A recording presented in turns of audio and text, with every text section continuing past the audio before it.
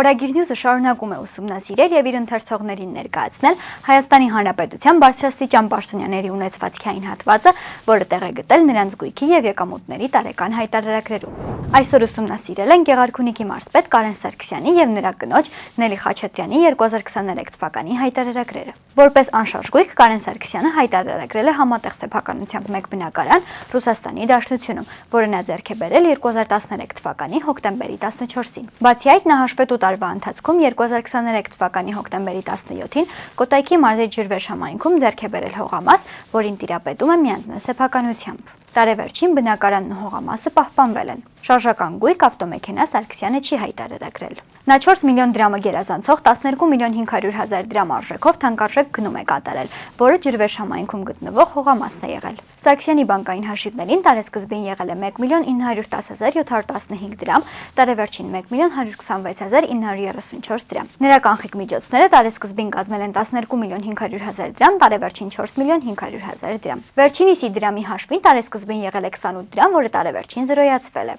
Հաշվետու տարում Գեղարքունիքի մարզպետի եկամուտները կազմել են 16 միլիոն 976,396 դրամ, որից 12 միլիոն 357,553 դրամը եւ 1 միլիոն 594,843 դրամը Գեղարքունիքի մարզպետարանից ստացած աշխատավարձը եւ դրան հավասարեցված այլ վճարումները։ Իսկ 700,000 ռուբլին նա նվիրատվություն է ստացել Ոմն Թրջուն Սարգսյանից։ Ստացված վարկերի եւ փոխառությունների մայր գումարի մնացորդը հաշվետու տարվա դեկտեմբերի 31-ի դրությամբ կազմել է 16 միլիոն 61,371,2 դրամ։ Մարզպետի կինը Նելի Խաչատրյանը անշարժ գույքի բաժնում հայտարարագրել է Ռուսաստանի Դաշնությունում գտնվող բնակարանը, որին տիրապետում է համատեղ սեփականությամբ։ Շարժական գույք ավտոմեքենա նա չի հայտարարագրել։ Խաչատրյանի բանկային հաշիվները տարեսկզբին դատարկ են եղել, իսկ տարեվերջին դրանցում եղել է 653,614 դրամ։ Կանխիկ միջոցներ վերջինս չի հայտարարագրել։ Հաշվետու տարում նրա եկամուտը կազմել է 4 միլիոն 87,860 դրամ, որը Հայաստանի Հանրապետության կենտրոնական բանկից ստացած աշխատավարձն է։